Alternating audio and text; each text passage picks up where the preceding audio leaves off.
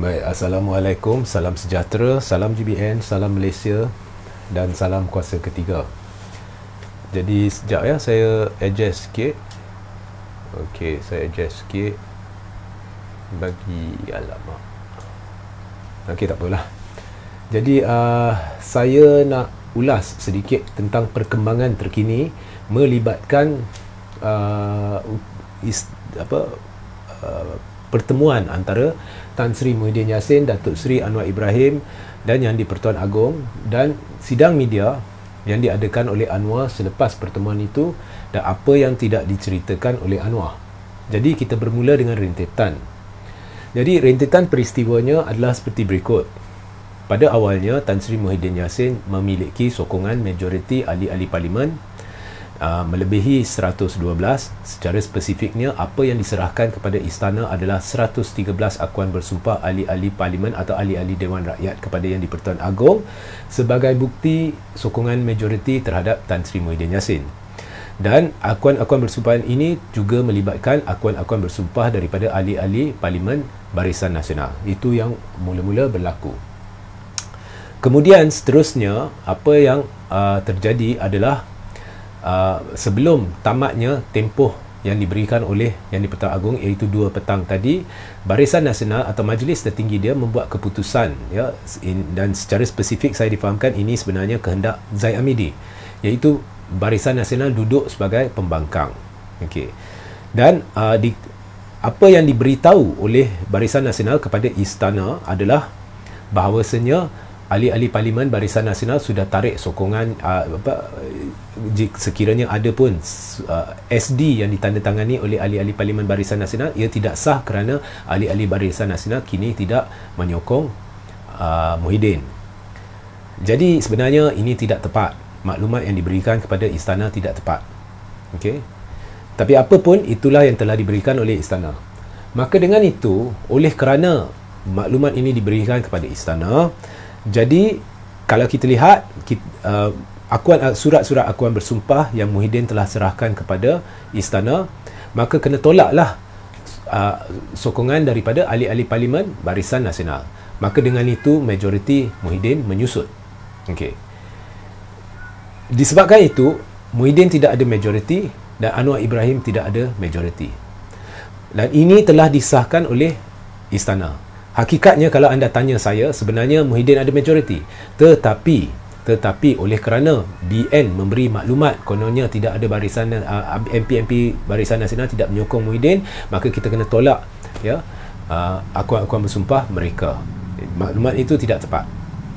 Ya. Jadi oleh kerana itu Muhyiddin tidak ada majoriti dan Anwar tidak ada majoriti. Saya berhenti sini sekejap. Anwar sah tidak ada majoriti dan ini sudah disahkan oleh istana. Maknanya Anwar menipu anda dalam press conference selepas keputusan PRU. Okay, anda ditipu bulat-bulat. Selama ni Anwar ada majoriti. Baik. Jadi sudah timbul situasi Muhyiddin tak ada majoriti, Anwar tak ada majoriti.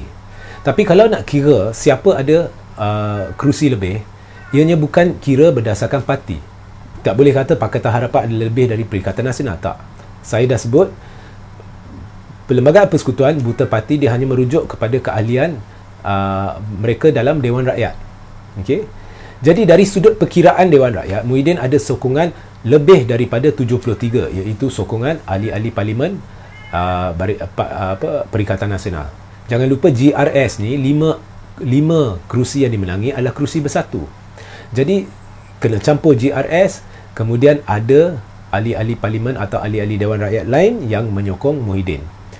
Jadi kalau kita total jumlahkan jumlah ahli parlimen yang sokong Muhyiddin berbanding dengan Anwar, ia masih melebihi.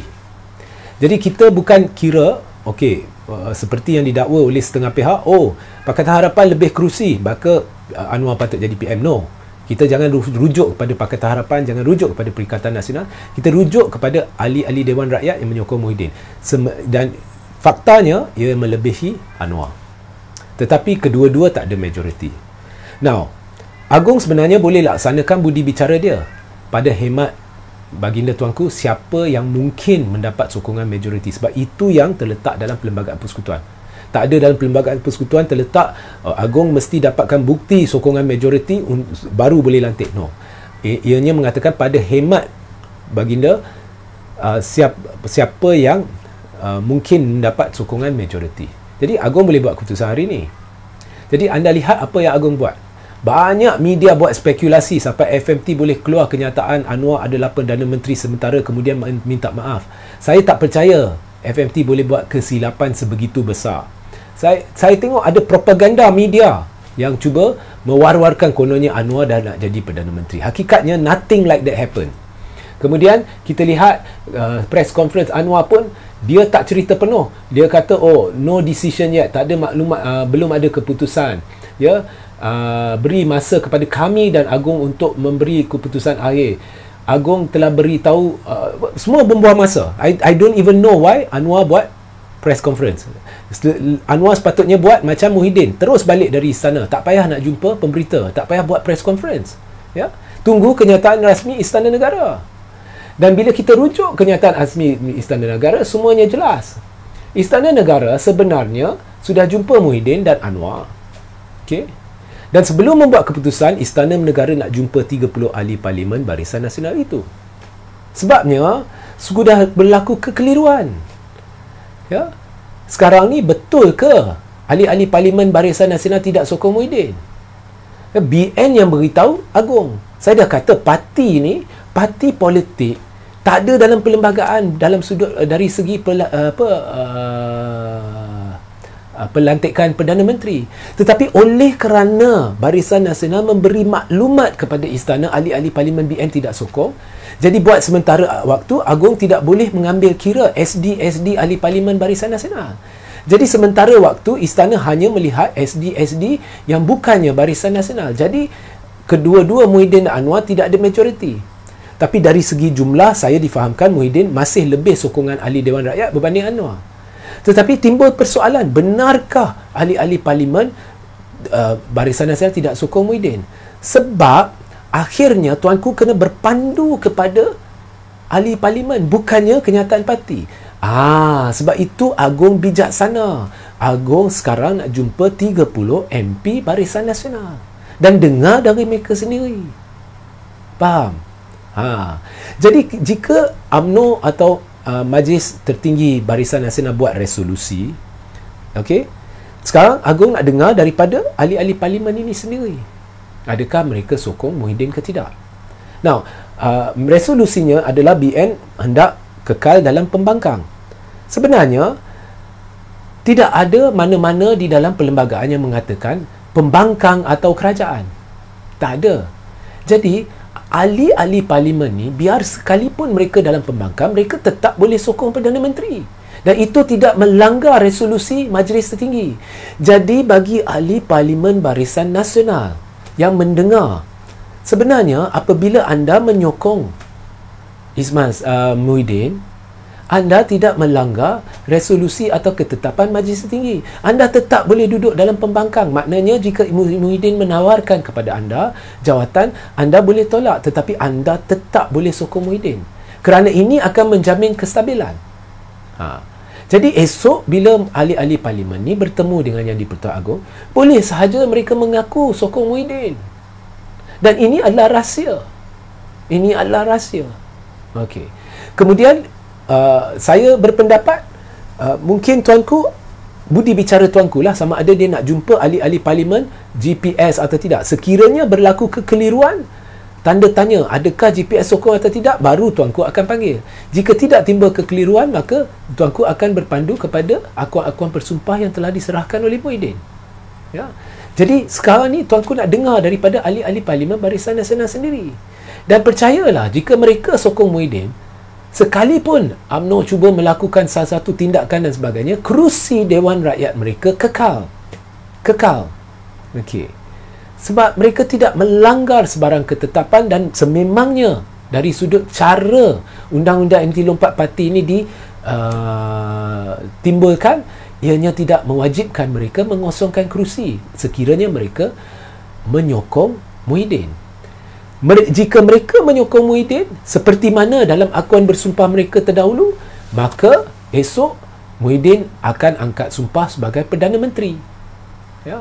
Dan ini akan membawa kestabilan Kerana sekiranya mereka tidak berbuat demikian, sekarang ini apa yang berlaku adalah akan terjadi situasi di mana keadaan dia kucak-kacir. Dan kemungkinan Zahid akan terus bermahala jelela cuba sesuatu ya untuk ganggu gugat dan bermacam-macam lagi yang saya tidak ingin bincang untuk live ini.